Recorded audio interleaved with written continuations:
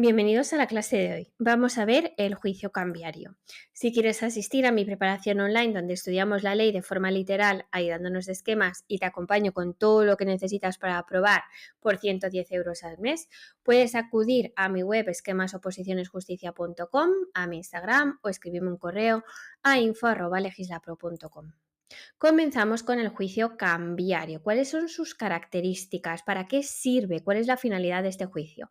Para reclamar el impago de títulos o valores, es decir, el impago de cheques, de pagarés y de letras de cambio. Es un proceso sumario, la posibilidad de defensa del demandado está limitado, como vamos a ver, y se produce una inversión en la carga de la prueba. Va a ser el demandado el que tiene la carga de oponerse y probar las causas de oposición, sin que le sea suficiente la negación de los hechos si quiere evitar la fase de ejecución. Competencia, estamos ante un fuero imperativo. Estos procesos se llevan en los juzgados de primera instancia o, como tendremos que tener en cuenta ahora con la nueva denominación, de las secciones civiles de los tribunales de instancia, del domicilio del demandado. No son aplicables las reglas de sumisión ni expresa ni tácita. Las partes no pueden llegar a un acuerdo sobre cuál sería el juzgado o sección que resolvería un conflicto en el futuro, ni tampoco cabe la posibilidad de sumisión tácita por parte del demandado, es decir, que el demandante eligiese cualquier juzgado o sección y el demandado tuviese que aceptarla o formular declinatoria. Aquí no cabe esa posibilidad, estamos ante un fuero imperativo. Si el tenedor del título demandare a varios deudores, pero la obligación surge del mismo título, es decir, del mismo cheque, del mismo pagaré, de la misma letra de cambio, el juzgado de primera instancia o sección de tribunal de instancia del domicilio de cualquiera de ellos podría ser competente, pudiendo comparecer con representación independiente. En cuanto a la tramitación, aquí de forma esquelética, podríamos decir que comienza con una demanda sucinta. A continuación, el deudor puede pagar o formular oposición. Hay la posibilidad de que se celebre vista, pero puede el tribunal no considerarlo procedente y acabaríamos con una sentencia. La demanda, hemos hablado de una demanda sucinta, será una demanda sencilla, pero es necesario acudir con abogado y procurador a este proceso, sea la cuantía que sea. Se acompañará a título cambiario, es decir, el cheque, la letra de cambio o el pagaré que reúna los requisitos previstos en la ley cambiaria y del cheque. Luego, una cosa muy característica es que se admite o no por auto y no por decreto, porque si se admite habría que despachar ejecución y para eso necesitamos que sea por auto. Contra el auto de inadmisión, si se inadmite la demanda, cabría recurso de reposición y o recurso de apelación que se sustancia solo con el actor. ¿Qué contenido tiene el auto de admisión? Pues contiene el requerimiento para que el deudor pague en el plazo de 10 días. Le vamos a reclamar en cuanto a la cantidad, la que conste en el título, o sea, la cantidad que esté en el cheque, en el pagaré, en la letra, pero también le añadiremos los intereses, los gastos ocasionados para la reclamación y las costas. Si el demandado paga, deberá poner la cantidad de disposición del actor y se le condenará en costas. También, como contenido de la autoadmisión, que esto es muy importante, se hará el inmediato embargo preventivo de los bienes del deudor por la cantidad que acabamos de sumar en la diapositiva anterior. Este embargo se puede alzar si dentro de los 5 días siguientes de requerir el pago, el deudor se persona por sí o por representante y alega que la firma que viene en el título no es auténtica o hay una falta absoluta de representación. Se le podría exigir caución para evitar este embargo preventivo. No se alzará si en un momento anterior ya tuvo posibilidad este deudor de alegar estas cuestiones de la falta de firma y la falta absoluta de representación y no lo hizo. Eso es lo que se resume en los 3 cuadros que vienen aquí. Cuando el libramiento, la aceptación, el aval o el endoso, que es el traspaso del título a otro acreedor, hayan sido intervenidos con expresión de la fecha por corredor de comercio colegiado o de las respectivas firmas estén legitimadas en la propia letra del notario, o sea que ya habían sido intervenidas por corredor de comercio colegiado o incluso por el notario y quedaron así como legítimamente reconocidas por estas autoridades. Cuando el deudor cambiario en el protesto, que es el acto que normalmente se celebra ante el notario por el que el deudor no acepta pagar, o en el caso de que se le hubiese hecho un requerimiento notarial de pago, no hubiese negado en ese momento categóricamente la autenticidad de su firma en el título o no hubiese alegado la falta absoluta de representación. Tendría que haberlo hecho en ese momento.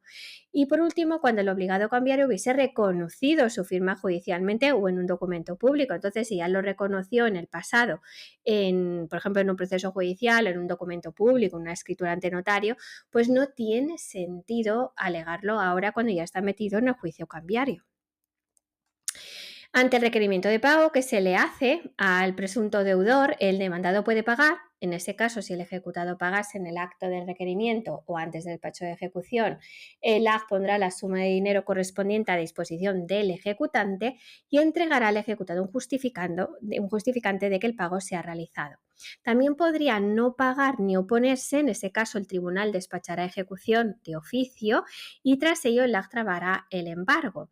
En cuanto ya a la tramitación de la ejecución, pues se hace como la ejecución de las sentencias y resoluciones judiciales en general. También podría alegar excepciones, que luego las vamos a ver. ¿Qué ocurre si no tiene intención de pagar? Para poner una oposición, para oponerse. Pues puede ser una reacción ante el requerimiento que le llega.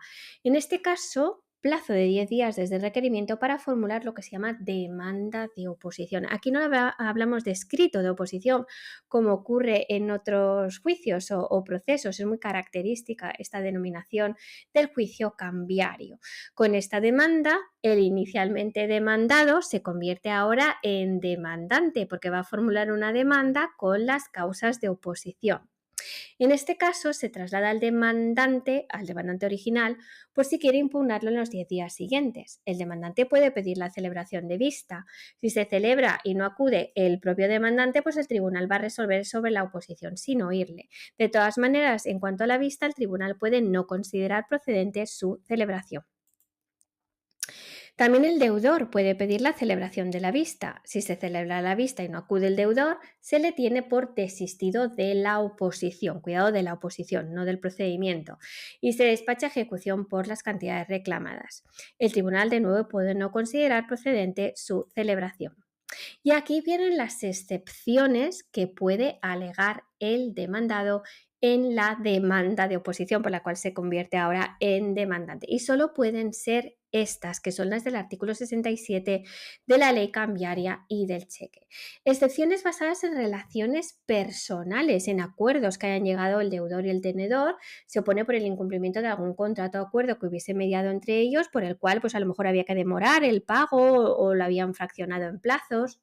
Que el tenedor con el que el deudor firmó transmitió la letra a otra persona, pero sin avisar al deudor. Entonces el deudor no sabía ya a quién tenía que pagar. Inexistencia o falta de validez de su propia declaración cambiaria, que a lo mejor aceptó el título bajo amenaza, bajo violencia, incluso la falsedad de firma. Falta de legitimación del tenedor o de las formalidades necesarias que tiene que tener la letra de cambio, entonces ahí hay un problema en el título.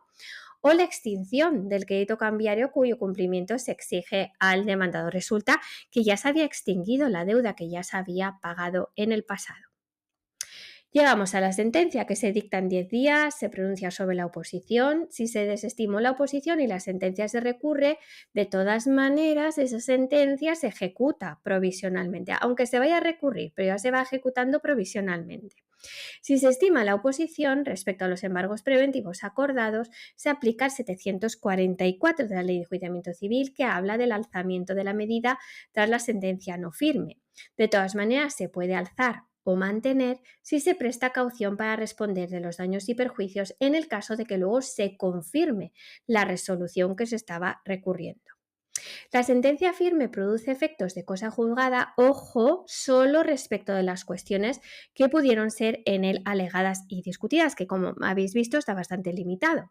Así que se podría plantear juicio que corresponda para el resto de cuestiones que no se puedan alegar en este tipo de proceso.